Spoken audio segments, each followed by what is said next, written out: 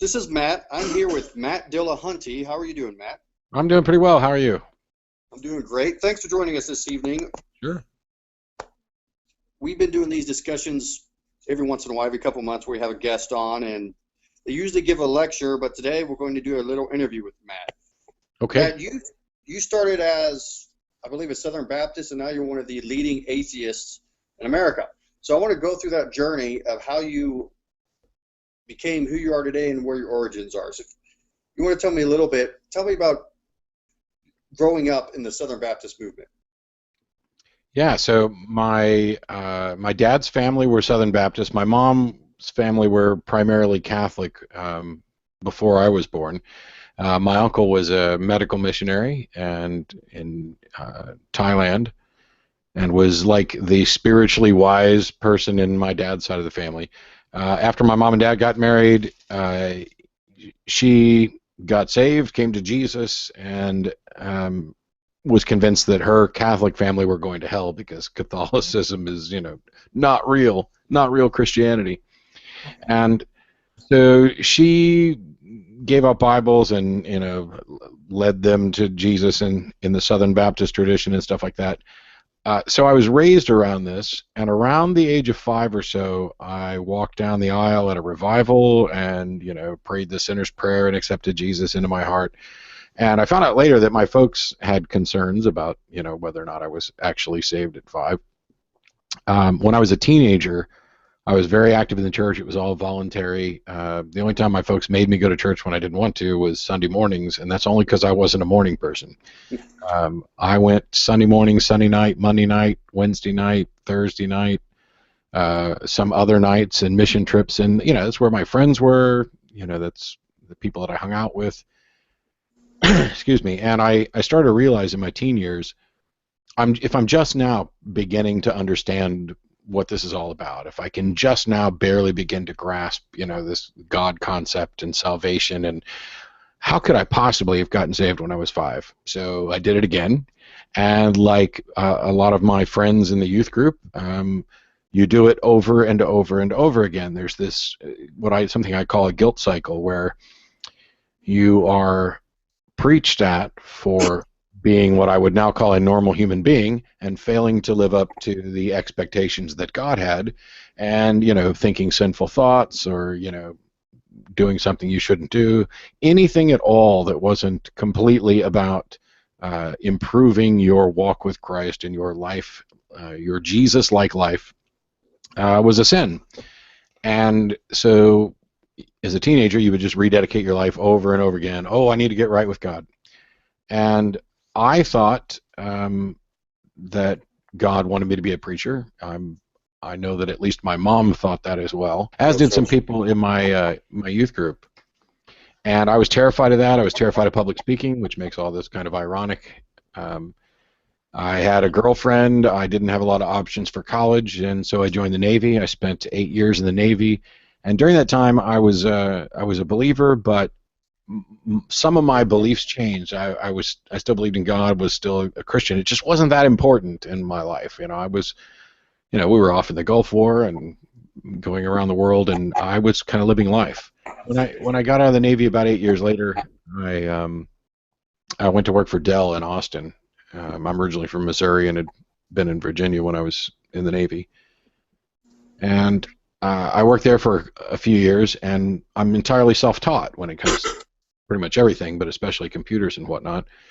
And I worked myself up to lead engineer for an entire line of business over the course of 4 years, and thought, wow, this is awesome. I'm doing good. Here I am, self-taught. I'm working alongside people with, master's degrees in computer science, and, those are my coworkers. And I did so well that I worked myself out of a job. I basically got all the testing done that met all the requirements for the next 6 months, and they weren't going to have any work for me, and it coincided with a layoff, and they let me go. And I had been a skeptic for many years, but hadn't applied it to my religion. And I knew that I hadn't cared much about God or religion over this entire time. So when I lost my job, I thought it was punishment. I thought God was saying, okay, you don't want to be a preacher, you want to go out and make your own life and live, do things your way. I'm taking all of that away from you because you didn't obey. And so I gave up, and I said, okay, God, if you want me to preacher, I'll do it. And I spent about 18 months or so in pretty serious prayer and study, and talked to my uncle and talked to some minister friends of mine. But my roommate was an atheist, and we decided we weren't ever going to talk about it. But if you decide that you're going to be a preacher, the last thing you want is to get to heaven and have God say, hey, why is this guy who's your roommate, who you love like a brother and have lived with for years, why is he in hell? Why didn't you tell him? So I set out to find a way to convince an atheist, and without ever having a single conversation with him about it, it backfired spectacularly, and I found myself a non-believer. And then I started working with the TV show, and then I started doing more lectures and debates, and now I do all kinds of stuff. What do you say to those who would say to you, you were never truly saved? They're right.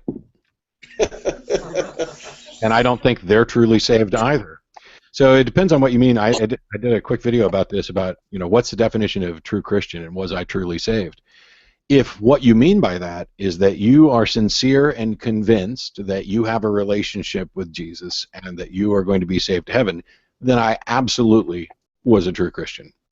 But if your definition is someone who actually has a relationship with the risen Christ, then I wasn't, because I don't think that's real, and I don't think anybody else is either. I don't get to define what true Christian is, just like they don't get to define what atheist is. And it all depends on how they want to define it. I had this conversation with Ray Comfort, and if somebody wants to say, oh, you were never a true Christian, or if they say you never really believed, they're wrong. And one of my sticking points, or one of my pet peeves, is when preachers try to claim that God will reveal himself to you if you seek him honestly.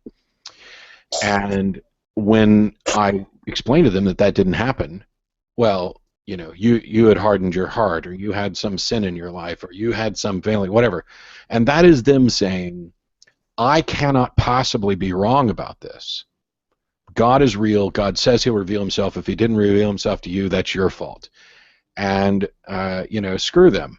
They have no idea. They don't know my life. They don't know my mind. They don't know how hard I tried. And I don't know how hard other people tried specifically. But I do know that people who seem to have tried much less strenuously than I did seem to discover God. And yet I didn't. And if it turns out that it was my fault, that there was some problem or whatever, then God can explain that to me, and I can tell him to go to hell. Because the sort of requirements that one would have, you shouldn't have to become an expert in several dead languages and follow the history and pray sincerely and beg God. My whole goal when I set out to become a preacher and surrendered to God was, I'm going to fulfill my obligation under 1 Peter 3:15.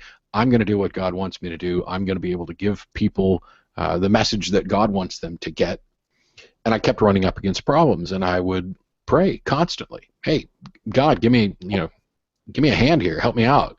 And he remained silent, I think because he doesn't exist, but I could be wrong. Were you a Calvinist, like a 5-point Calvinist? No. And actually, no. Well, see, there are things about Southern Baptists that are partially Calvinist, and there are denominations within it that are definitely Calvinist.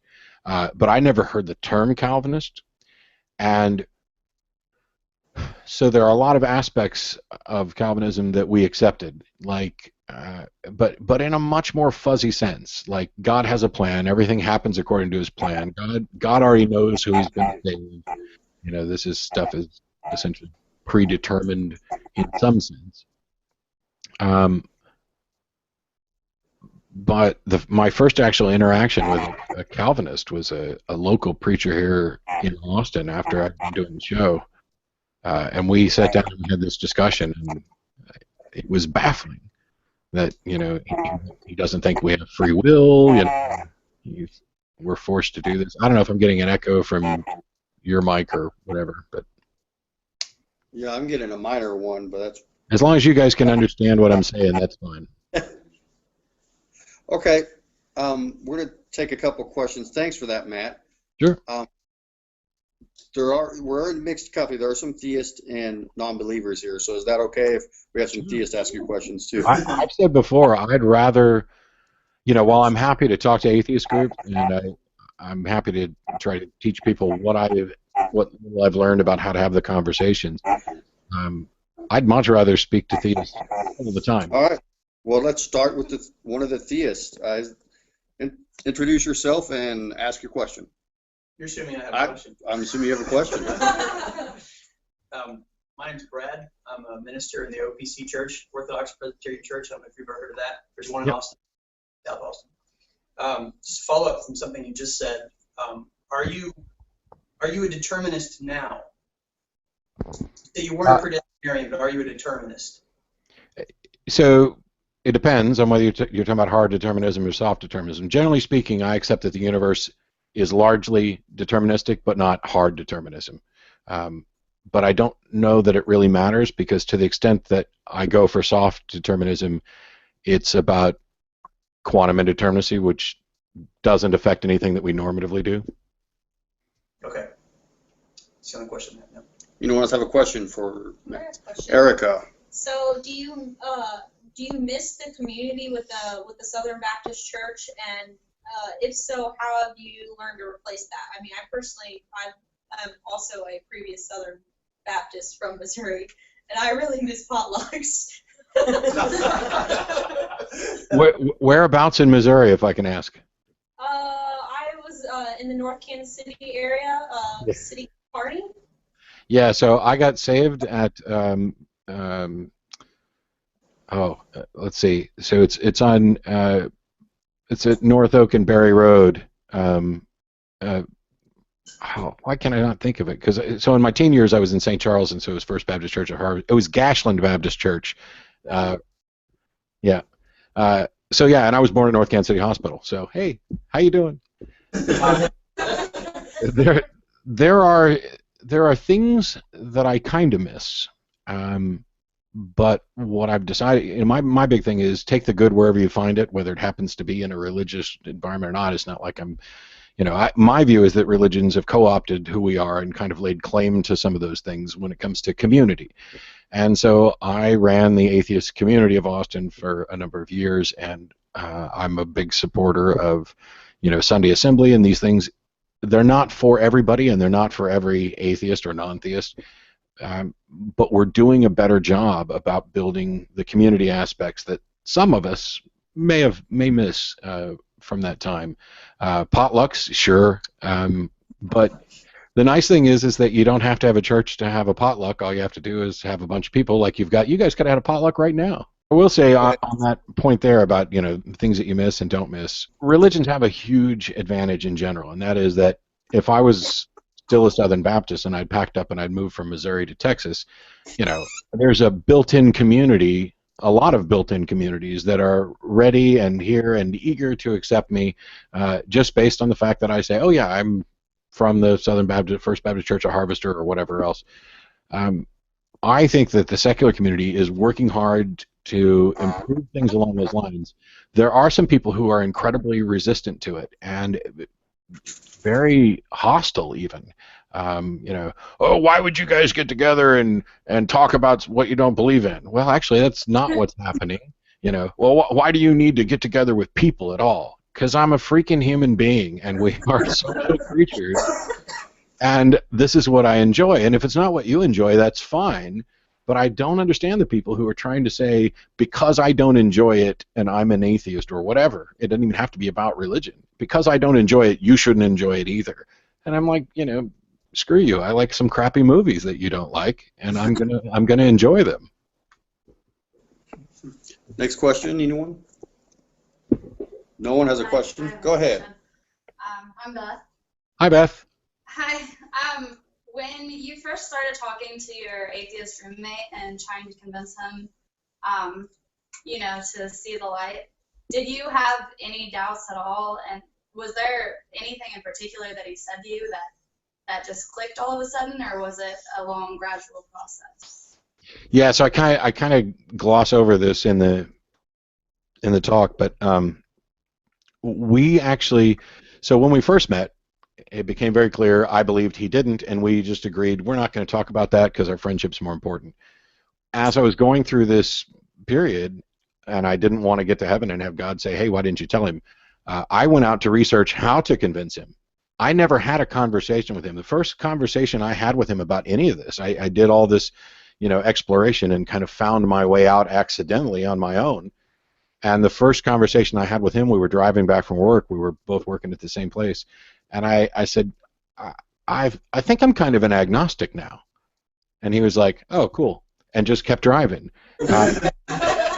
So, and about a week later, I was like, yeah, no, actually, I'm ready to identify as an atheist or whatever. So maybe not a week later. And none of it fazed him because this wasn't it didn't have any bearing on our friendship, and I didn't really do anything to challenge him.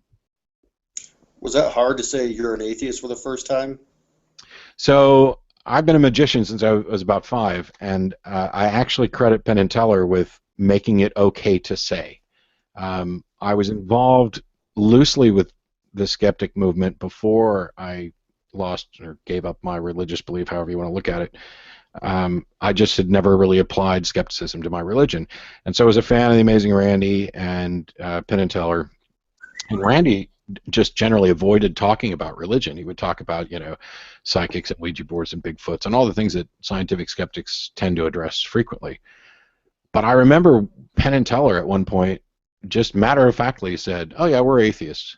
And I was like, oh, maybe that's not a dirty word, and it stuck in my head because when I was a kid, I have a memory of watching television, and there was a woman on TV who was saying incredibly negative things about, Christianity, and my mom heard it and came running in from the other room and changed the channel, and she said, you're not allowed to watch that. That woman's an atheist, and she's trying to destroy, God's country, the United States. And it was Madeline Murray O'Hare. I didn't realize until many years later she was on Donahue.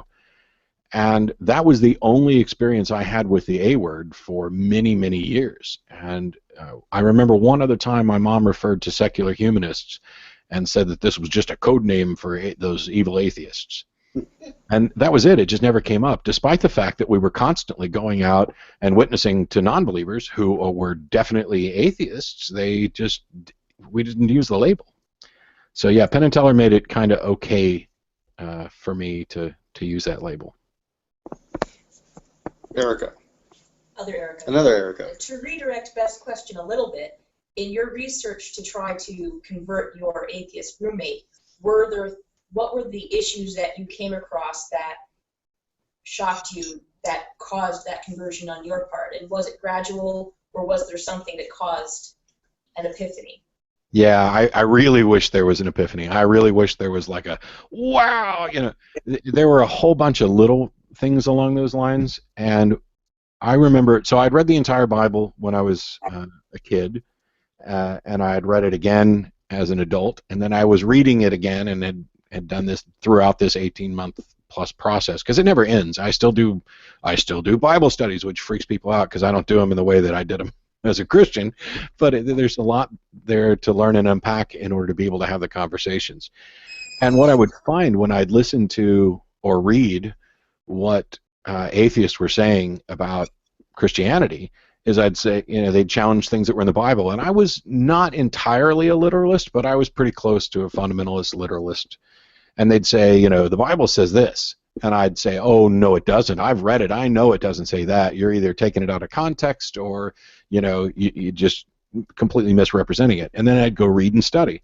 And sometimes I was right, because there's a lot of terrible arguments out there against the Bible that are really easy to knock down. And people would say, oh, this is a contradiction, when really it doesn't count as one. But there were a number of times where I'd read that and I'd go pick up my Bible and read through it. And then I'd end up spending hours, studying and trying to, because now what the atheist was saying seemed to be correct. Let me go find out what, other Christian apologists, because surely somebody much wiser than me has an answer to this. And what I found over the course of time is that the responses were not only less compelling, but in many cases they were obviously logically flawed, or they were just post hoc rationalizations of, and quite often appeals to, well, it's a mystery, God does things this way, and that doesn't answer anything for me. And I think the closest thing to epiphany, and I don't like to really reference this because somebody will say, oh, that's the reason you're an atheist. I did a video called Y'all Just Want to Sin, because I used to avoid, if anybody said, oh, you're just an atheist because you want to sin, I'd say, no, I'm not. I'm studied this stuff, and I didn't even want to be an atheist, and it was all rational, which is fine, but I have no objection to somebody not believing because they want to sin, because really this entire concept of sin is absurd. And what you're saying is, my view of my religion says that what you're doing is wrong, and you don't agree with that, and therefore you reject my religion, which I think is a perfectly reasonable. You've got to come up with something more than God said it or the book said it or anything else. But the one thing was probably, there's a story about Elisha being accosted and go up, thou bald head, and he curses the crowd in the name of God, and 2 she-bears come out and rip apart 42 kids. And there's a funny side thing, which I'll do really quickly to this. There's a lot of apologists who'll say, well, those weren't kids, that was a gang. And I was like, well, even if it was Crips and Bloods, really they just called him bald. Oh, well, you don't understand. In that time, that was an incredible insult, and they were insulting a man of God. It wasn't just, oh, you don't have hair on your head. It meant a whole lot more. And I said, well, but those are still just words. What's the justification for ripping them to pieces with 2 she-bears? And somebody challenged Ray Comfort on this while he was preaching out in, I think, Santa Monica Pier, and Ray rightly said, well, does it say God sent those bears? Because it doesn't.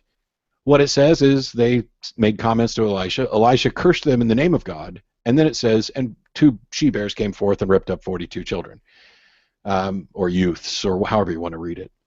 And so Ray's argument is that maybe God didn't send those bears, and I could not believe that. I'm looking at Ray, and I'm like, why on earth do you think that God would include a story or inspire someone to write a story about a prophet of his who had been talked to sternly by someone or threatened, maybe even they were, ganging up on him, and he curses them in the name of God, and then coincidentally 2 she-bears rip all those out? That's the most absurd apologetic I've ever heard. Of course it's there to say, don't mess with my guys or this is going to happen to you. I mean, that's the whole point of the story. I do have another question. Go ahead, Erica. Hopefully it's quick. Sorry, it's on the corner of my eye. In terms of the discussion that happens with apologists as to whether or not the Apocrypha or any of the other unofficial books come into the discussion, do they help to answer any questions? Do they create points of challenge to faith? I think it just, the more you add to it, the more the waters get muddied anyway. It's just, whether you add the Apocrypha, whether you add some Jewish texts, the more you add to this, the more potential problems there are. It's not like it gets more coherent, and that's why no, I don't mean it. I don't intend offense to anyone who is a believer of any specific religion. We just disagree. But when it comes to the religious ideas, I generally despise them from an intellectual level. And I don't think people are stupid for believing. My IQ did not go up when I stopped believing. I just had a different information and different ways of looking at it. But I think like Mormonism, which is this attempt to a New Testament of Jesus Christ, I think that it's so obviously hokum. I mean, it's obviously created by a con artist, a known con artist, and yet it's incredibly popular. And the things that are in the Book of Mormon that are additions make it worse. They make it less believable. And I think this is true. As soon as we added the New Testament to the Old Testament, I think that this has been the case every time. And it's very difficult to maintain consistency the more you add, which is why there are some apologists who will try to argue that the Bible is the most consistent message 66 books by a number of different authors over a wide span of time, and they all tell the same story. No, they don't. You read the same story into it, and you come up with rationalizations for the things that don't quite fit. So yeah, I don't know that the Apocrypha could do anything but make it worse. Thank you. Erica. Again, the other Erica.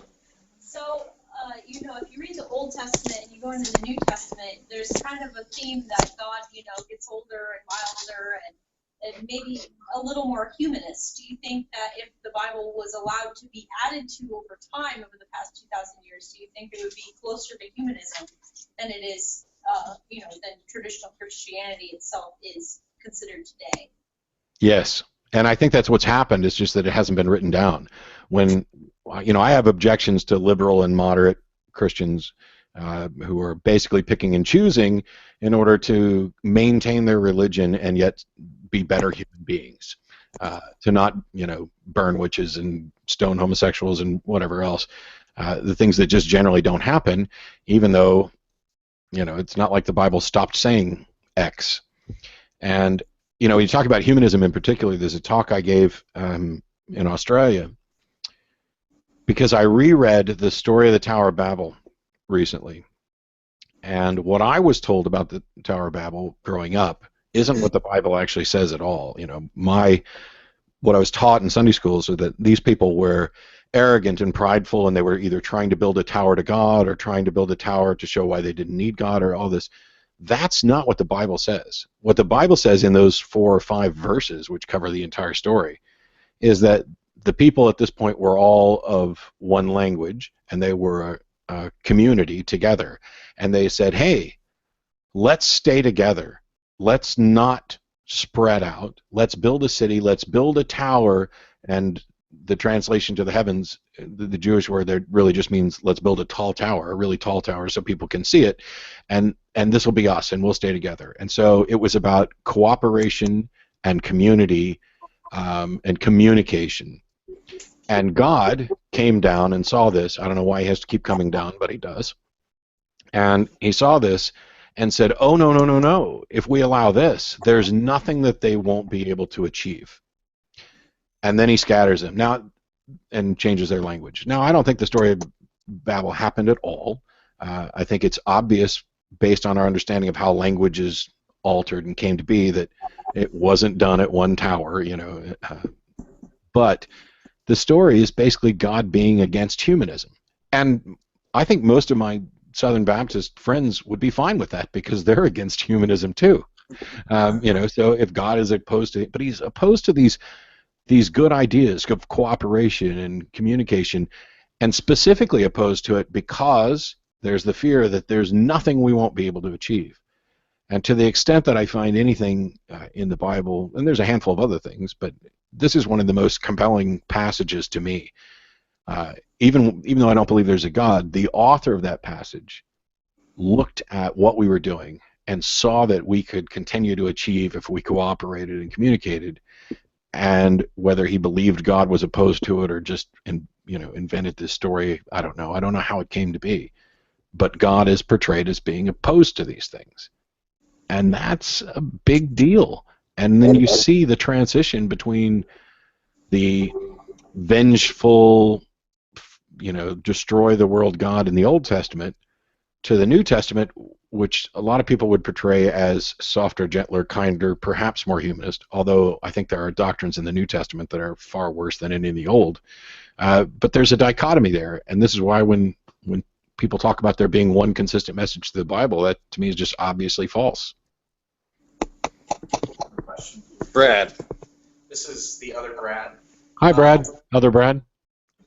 I was raised a Jehovah's Witness, and I went to a lot of their summertime big conventions where they would get thousands of people together, and every once in a while there would be somebody who would come up onto the stage to give a personal experience, and sometimes those would be people who claimed to have formerly been atheists and then reconverted or converted into Christianity.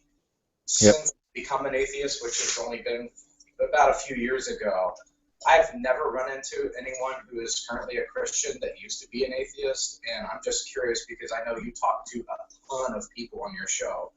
If you've ever talked to or known someone personally who left the secular community to join a church and became religious again, and kind of what your relationship with them was like. I mean, I know how I would answer that. I would say they were never really an atheist to begin with. So I won't actually say that. I won't say they were never really an atheist. But I understand what you're saying. So yeah, I have met people, most of the time from my experience, and I can't read minds, even though I pretend to do it on stage sometime. Most of the people who I hear say, oh, I used to be an atheist and now I'm a Christian. I always want to ask them, okay, what were your reasons for being an atheist and identifying as an atheist? And what was it that convinced you that you were wrong? And what I find is that, you can be an atheist and not be skeptical, not be a critical thinker, not have really spent much time evaluating the evidence or considering things. You can be an atheist and not be a part of a secular community. But I haven't met someone who was I know of one, I just didn't meet him, who was an active, reasonable, skeptic, critical thinking atheist that had established good reasons for being it, who then later changed their mind. And the one exception I can think of is a philosopher in England called Anthony Flew. And I can't say, so there were people who had conversations with him about why he changed his mind. And the sad truth is that he was losing his faculties and had come across some people who were arguing some aspects of intelligent design, and he became convinced. And some other atheists talked to him, and he said, basically all I'm convinced of is that, there has to be some deistic God. And yet his reasons given late in life for this directly contradict all of the reasons that he had talked about in his writings. When he had said, when he talked about the argument from design, he had pointed out the flaws in the things that he later accepted that were similarly flawed. But I don't say they weren't a true atheist. If there's a God and he appears and reveals himself to me in some way such that I become convinced, I'm going to change my mind. And the nice thing is that I would hope that because I have good reasons for what I believe and what I don't believe, and I have good foundations upon which my mind would be changed, that one of two things will come out of my mouth to others when it happened. The first is, I now believe in a God, but I can't demonstrate this to you. It's just a matter of individual revelation, and I know that's not convincing to you, and it shouldn't be. And until you have that same sort of experience, you cannot be justified on the basis of my experience. And the other thing that I would do is explain to you exactly what convinced me, and I would be convinced that it should convince others. We have time for probably one more question before you're out of time. Jason? I recently came across this argument, this Fibonacci sequence and the golden ratio as the fingerprint of God. Yeah. Creation. Have you heard that one? Or yeah, for quite a few years I had Phi, both the golden spiral, which includes the golden ratio, which is, and I had it as my logo on my avatar at ironchariots.org in the forums. I don't know why or how anyone could argue that this is proof of God. To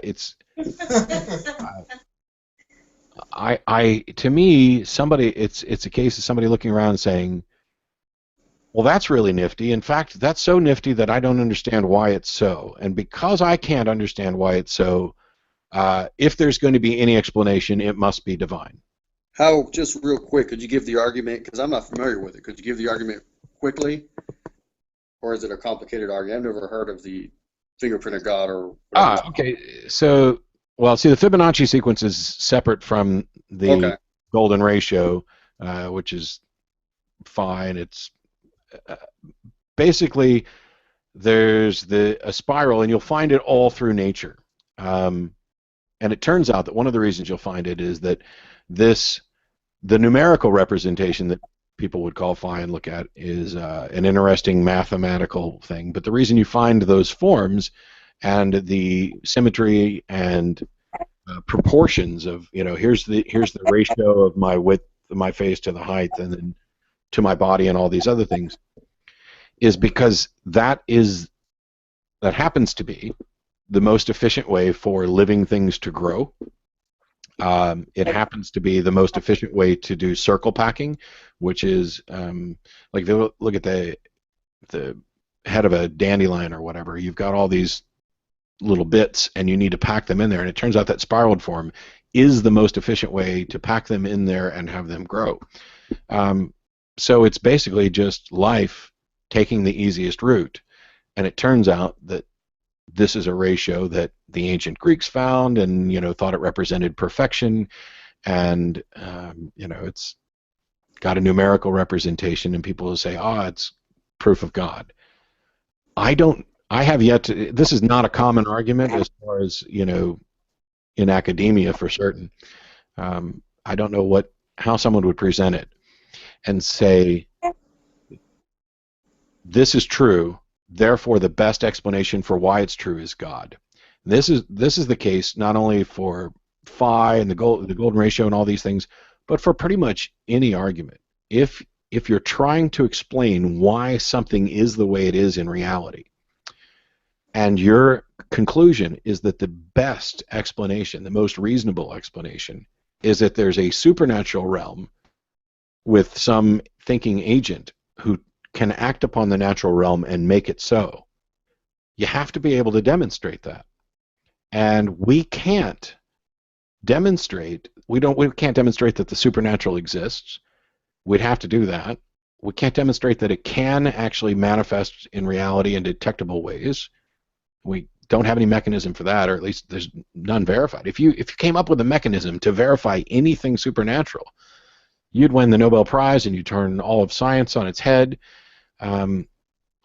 Arguments like that are just, to me,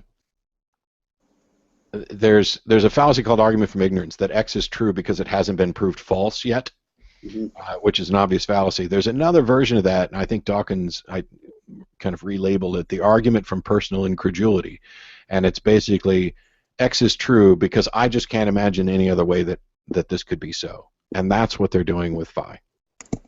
I have one more question for you. NASA recently revealed or released findings of Earth's cousin. On our podcast, Brad, Jacob, and I, and Eric, who's not with us, talked about if we found even microscopic or bacterial life on other planets, do you think it would move a huge shift in religion, or it would just be one of those things religion doesn't accept, like evolution? I think ideally it should shift a number of religions, but in reality I don't think it would change much at all. And it's not just because I don't think they'd necessarily flat out reject it. Some of them would, just like they reject the age of the Earth or the facts around evolution or any number of things. But there are some, so not every Christian or every theist is a literalist. Not all of them hold the same views. And, like the Catholic Church is okay with evolution as long as God's allowed to fiddle with it. And other, Southern Baptist Church is not. And so they're not all just blanket anti-science. Some of them are fine with, actually most all of them are fine with the science until it conflicts with what they already believe about their religion. Because almost all of them have health insurance, and outside of Jehovah's Witnesses, most of them would, accept a blood transfusion and donate blood or go to a hospital. There's a handful of exceptions there. So there are some preachers who have said that this idea of sin entering the world and all of life on earth being afflicted with the consequences of us introducing sin, and then Jesus coming and living and dying and being resurrected to act as a substitutionary atonement for that sin, that if Jesus did that, it would have to apply to the entire universe, not just people on earth.